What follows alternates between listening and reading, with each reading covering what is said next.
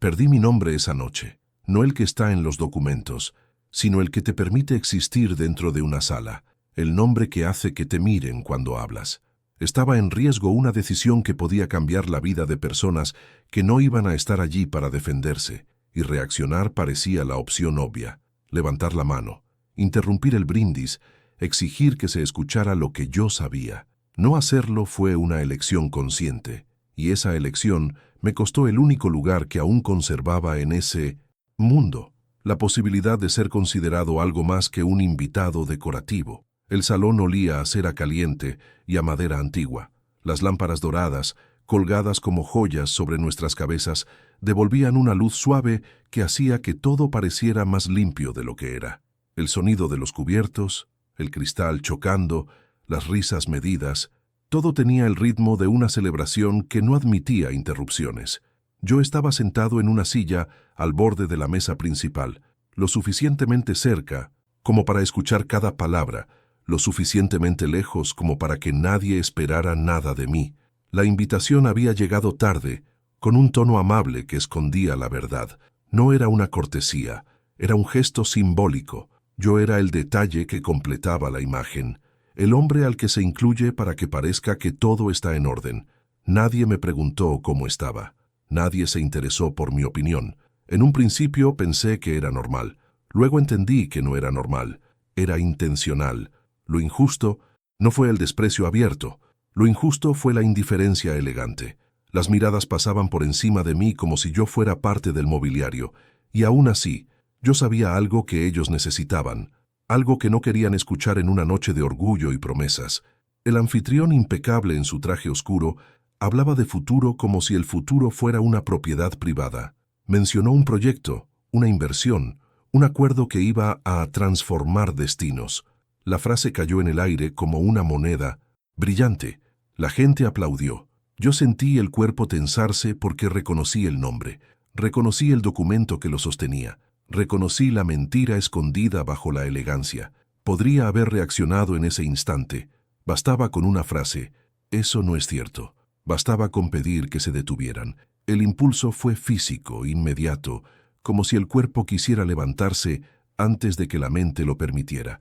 Sentí el calor subir por el pecho, el pulso golpear en las sienes.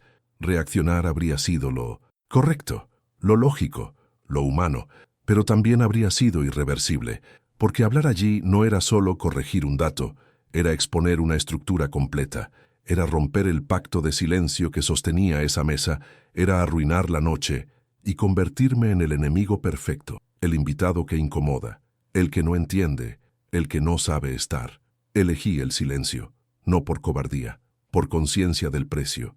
Sabía que, si hablaba, no solo cambiaría el rumbo de esa decisión, me borrarían del todo.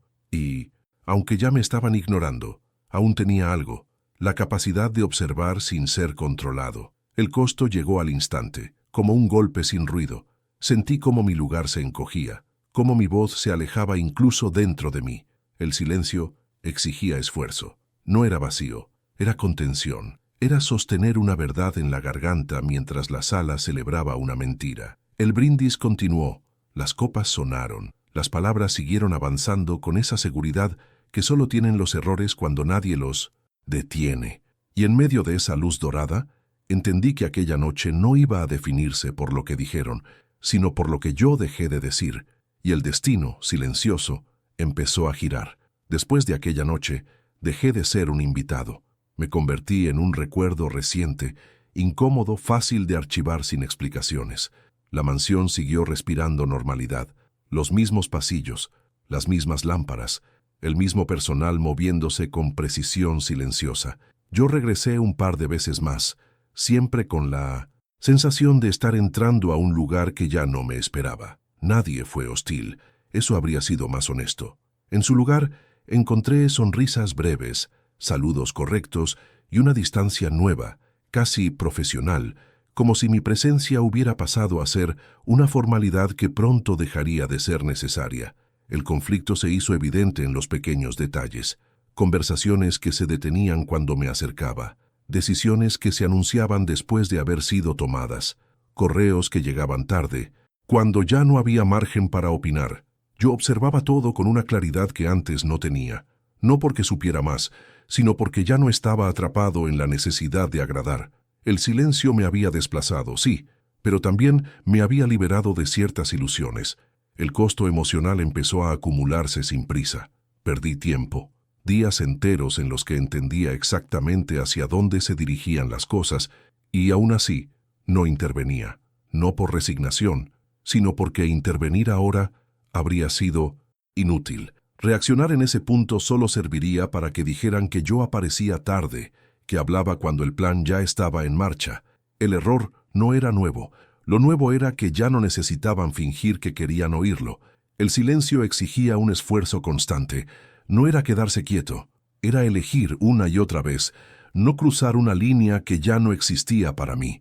Sentía el cuerpo tensarse en cada reunión, en cada mención indirecta de aquello que yo había visto antes que todos. Había momentos en los que el impulso volvía con fuerza. Bastaba con aclarar un dato, señalar una contradicción, mostrar un documento. Bastaba con hablar, pero sabía que hacerlo habría cambiado todo, para peor. La primera microrrevelación llegó una tarde, en un encuentro breve y casual. Escuché a dos de ellos discutir en voz baja sobre un problema inesperado. No sabían que yo estaba allí. Mencionaron el proyecto con un tono menos seguro. Uno dijo que quizá habían avanzado demasiado rápido. El otro respondió que ya no. Había vuelta atrás.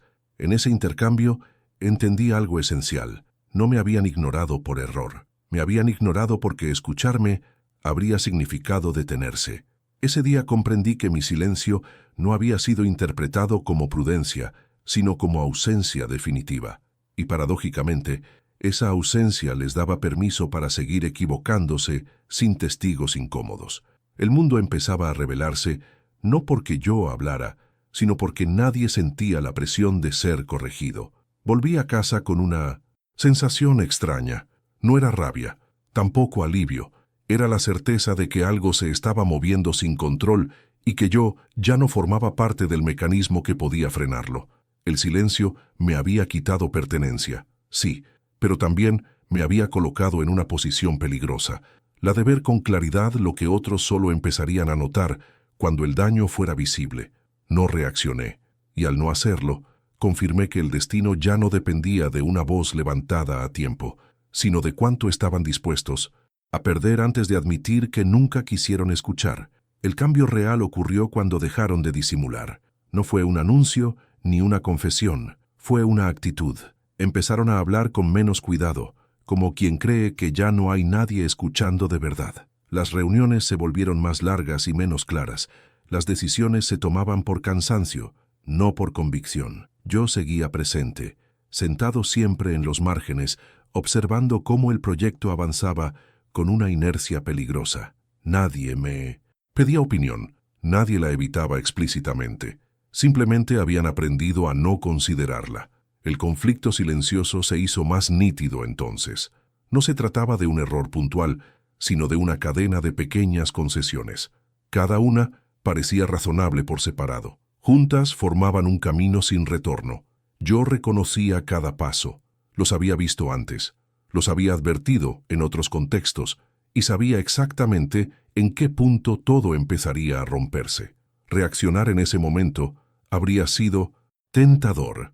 La evidencia comenzaba a aparecer. Algunas cifras no cerraban. Ciertos plazos se volvían imposibles de sostener sin admitir fallas previas. Bastaba con señalar el patrón. Bastaba con unir los puntos. Pero hacerlo ahora habría significado asumir un rol que ya no me correspondía, el de salvador tardío. Y ese papel tiene un precio distinto. Te escuchan, sí, pero solo para repartir culpas cuando nada se arregla. El costo emocional se volvió más profundo y más íntimo. Dejé de medir el tiempo en días y empecé a medirlo en oportunidades perdidas.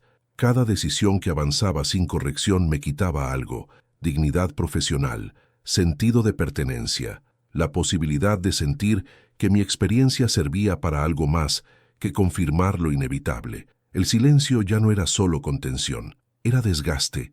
Noté también un cambio en sus miradas. Ya no eran de indiferencia, eran de sospecha vaga, como si intuyeran que yo veía algo que ellos preferían no formular. En más de una ocasión, Alguien se quedó a medio camino de hacerme una pregunta.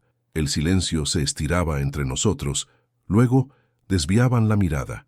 Ese gesto decía más que cualquier rechazo abierto.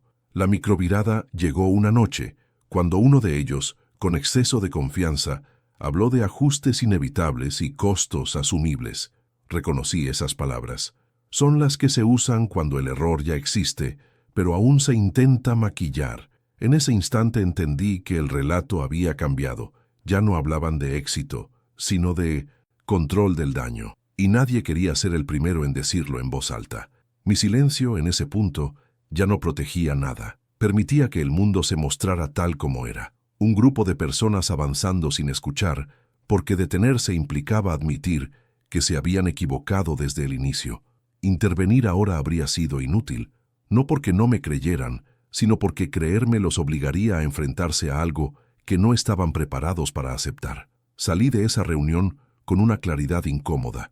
Algo había cruzado un umbral invisible. El destino ya no se estaba decidiendo, se estaba cumpliendo, y aunque seguía sin reaccionar, entendí que el silencio había cambiado de función. Ya no era una elección estratégica, era la única forma de no participar en una corrección que llegaría demasiado tarde. El invitado ignorado seguía allí, pero el destino ya había empezado a cambiar, sin pedir permiso a nadie. El primer signo visible del derrumbe no fue una crisis, fue una explicación demasiado larga. Ocurrió en una de esas reuniones en las que nadie se sienta cómodo, pero todos fingen estarlo. El aire estaba cargado, no de tensión explícita, sino de justificaciones anticipadas. Alguien habló durante varios minutos sin decir nada concreto. Usó palabras amplias, frases circulares, conceptos que prometían orden mientras evitaban la verdad.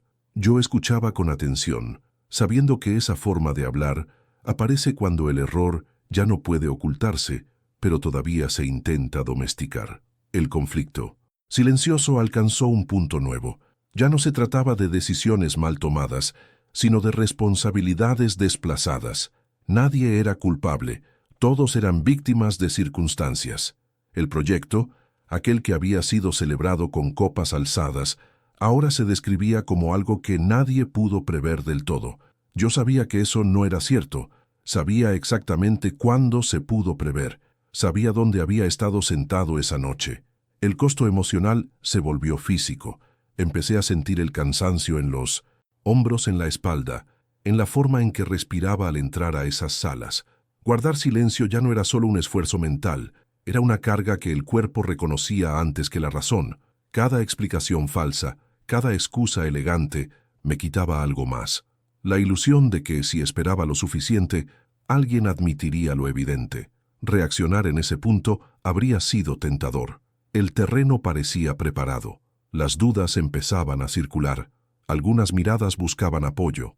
Bastaba con intervenir y decir lo que todos intuían. Pero hacerlo ahora habría tenido un efecto perverso. Habría convertido la verdad en una herramienta de emergencia, no en un principio. Me habrían escuchado, sí, pero no para entender, sino para repartir daños, para encontrar un punto donde sostenerse sin asumir el origen real del problema. El silencio, una vez más, exigió control. Elegir no hablar cuando el escenario parece pedirlo es más difícil que callar cuando nadie espera nada de ti. Sentí el impulso con claridad.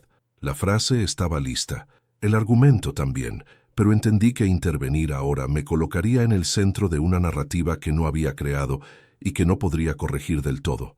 El error no necesitaba una voz salvadora, necesitaba mostrarse completo. La microvirada ocurrió al final de esa reunión. Alguien propuso una solución apresurada, casi desesperada. Otra persona asintió sin convicción.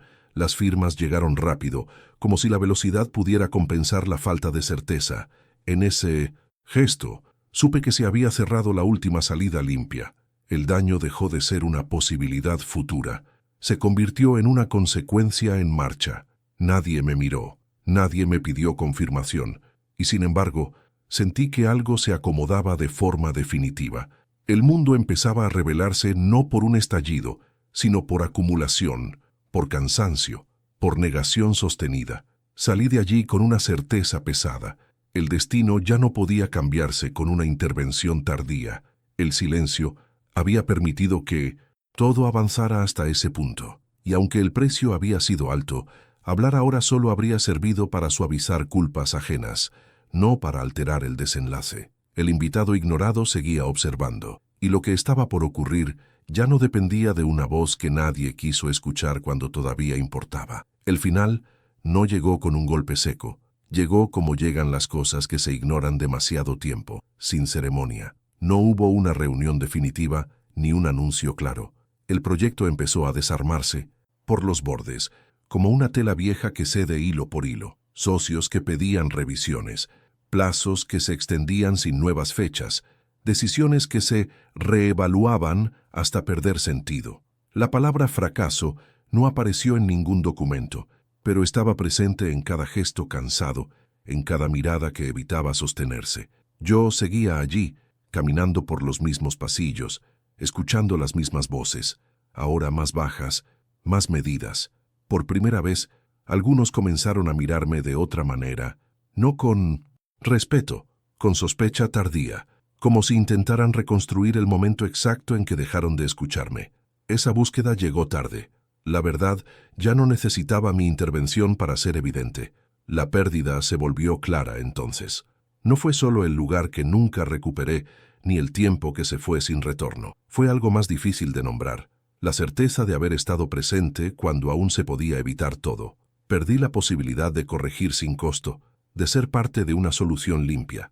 Perdí la versión de mí que creía que la paciencia sería reconocida como prudencia. No lo fue, fue leída como ausencia. Alguien intentó, finalmente, hablar conmigo. No para pedirme una opinión, sino para entender. Me preguntaron qué había visto, cuándo lo había notado. Escuché la pregunta sin interrumpir, con una calma que no sentía desde hacía tiempo. Respondí poco, lo necesario, no por venganza, sino porque explicar ahora no devolvía nada. La intervención tardía solo sirve para ordenar el relato, no para cambiar el desenlace. Sentí cansancio, no alivio, no satisfacción, el tipo de cansancio que llega cuando algo termina sin ofrecer compensación. El silencio había hecho su trabajo más duro, había dejado que el mundo se mostrara tal como era, sin maquillaje, sin mi voz como excusa. Y esa revelación no trajo justicia ni reparación, trajo claridad. Me alejé de ese lugar sin despedidas formales. Nadie lo esperaba, nadie lo impidió.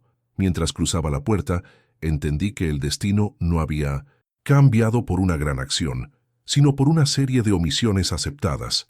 La mía fue una de ellas, consciente, costosa, irreversible. No reaccionar no me hizo más fuerte ni más débil. Me hizo responsable de la pérdida que elegí soportar, para no alterar algo que al final se alteró solo. El poder nunca estuvo en callar por sí mismo, estuvo en saber exactamente qué se pierde cuando eliges hacerlo. El invitado ignorado dejó de observar, no porque ya no importara, sino porque ya no había nada que observar sin traicionarse a sí mismo. ¿Y tú, qué parte de ti dejaste en silencio, esperando que alguien más hablara por ti?